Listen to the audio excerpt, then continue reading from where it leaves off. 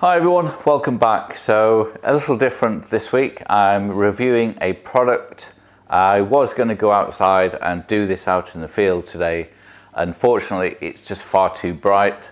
It is the school holidays and a lot of the local sort of nature reserves are going to be quite busy with people running around with the kids and whatnot. So I decided just to do this in my office today and show you how the product works, and then on another video I will then take out part of the product and then show you that out in the field when I'm using it.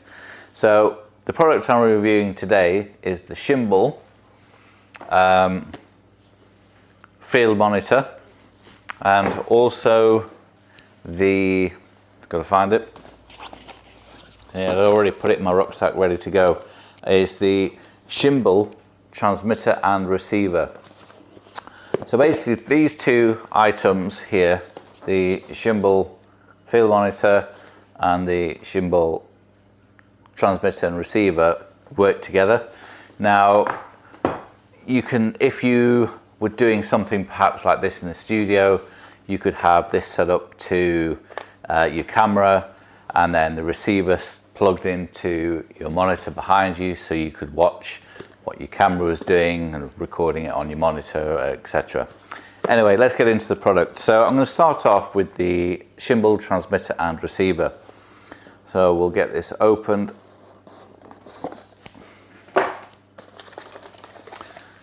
Instructions as per usual, and the two items in the box are the transmitter and receiver. So these are the two items.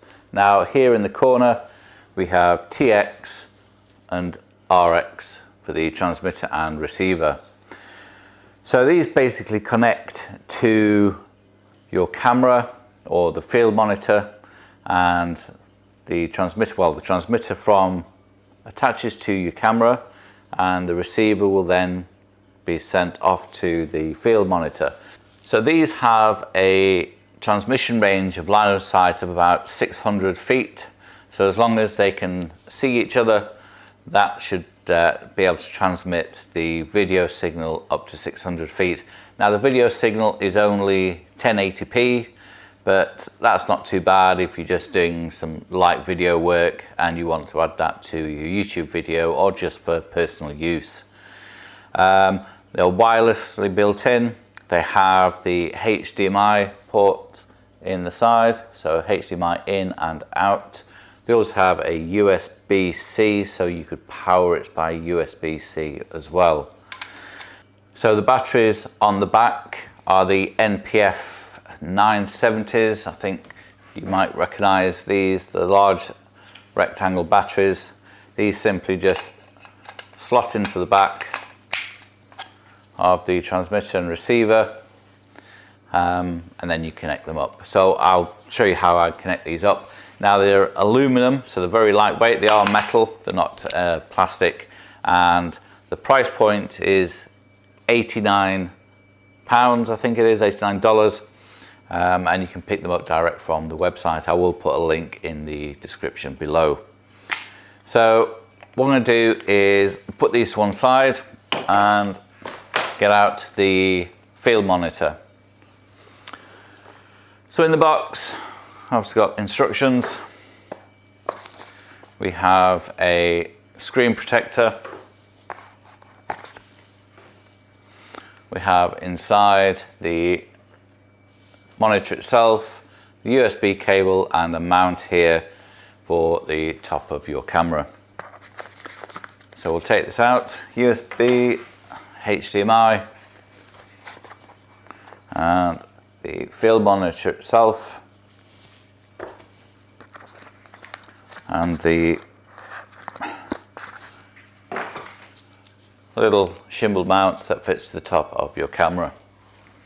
So what I might do is I'm just going to go and get my R7.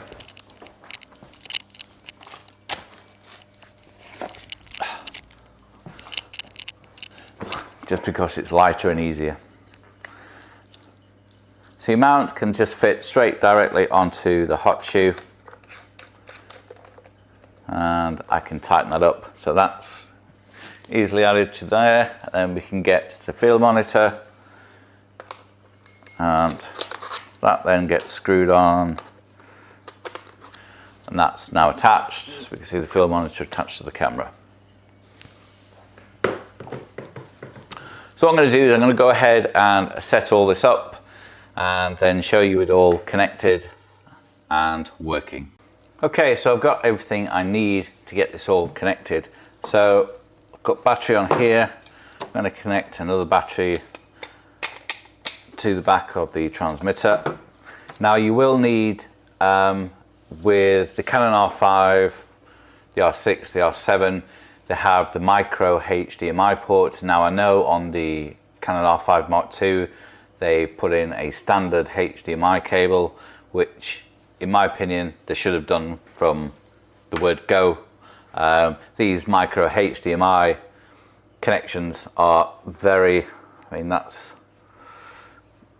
a bit bent already, are very temperamental in the connection and do tend to come out a lot. So I actually bought an Atomos cable which cost me £50, and it lasted an hour before the connection on the end here broke, you know, just from carrying it around. Absolutely crazy. So I now buy these cables here off Amazon for, I think they're £11, so they're a lot cheaper. So I'm just going to connect this into the camera. I'm then going to attach this to the transmitter, because this will be transmitting the image to my field monitor. What we could do is I could set the camera up outside, say by the bird feeder, or if I'm in a hide, I could set it up near a different perch and have this set up using a trigger or just put it onto video and have this signal coming in onto my field monitor. So we're going to plug this in, and I need a battery for the field monitor, same battery for the field monitor as you need for the transmitters and receivers, and power button, just like that. So I will be doing a bit more of a review of the field monitor when I've got it attached to the camera and I'm out in the field, because what I'll be doing is I'll be recording my camera settings and information from the camera direct to the field monitor. Now, so just on the sides of the Shimbol transmitter and receiver, we have the on button here, we have the square pairing button, and we have a play button that just shows us how much power we've still got in our battery. So put the two on, they should automatically sync up, and we'll then be able to attach it to our field monitor. I'm going to switch the field monitor on, and there we go. So we've got a current signal of what my monitor, what my camera is looking at here on my desk. So if I hold the monitor up, and it's a bit awkward, and I can move my camera around, we can see in the field monitor what my camera is seeing. So that is basically just how that works. It transmits the image from my camera to the field monitor, and on my field monitor I can simply just press record, and that will record exactly what my camera sees. So what I'm going to do is I'm going to go put this outside on a tripod just by the bird feeder. I know there's not going to be any birds around, it's the middle of the afternoon and my cat is out in the garden, but he couldn't catch a fly anyway. So yep, unknown error there, the camera lens shutting off. Right, so let's go put this in the garden. Okay, so I've been outside, probably around 20-30 feet away, put the camera on the tripod and set up the field monitor. And as you can see here on the field monitor, I'm getting the image from my garden, and I can simply put that on record, and record 1080p straight to my field monitor. So the Shimbol TP Minis are quite useful. They do have a use.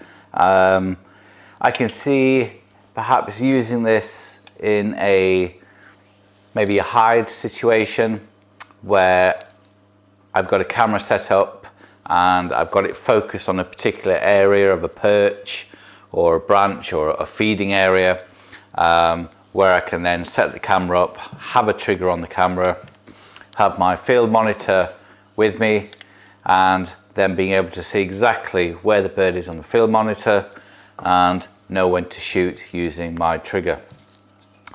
You can just buy these, like I said before, I think they're around £89, but you can buy the TP Mini and the field monitor together on a link I will put in the description below. I think the total price is about £218. Now the field monitor does come with an SD card, however I would suggest probably buying one about 256 gigabytes or 64 gigabytes, 128, whatever.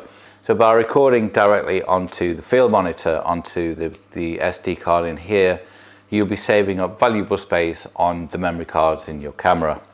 So don't forget that you will need to buy a HDMI to micro HDMI if you're a Canon user to connect the field monitor to your camera. I'm not sure, I think Nikon already have a standard HDMI. I'm not sure about Sony, but obviously the Canon 5D Mark II, they put a standard HDMI connection in there. So yeah, so thanks for watching, guys. I will be taking out the field monitor with me next time I go out and showing you the benefits of having a field monitor when photographing wildlife.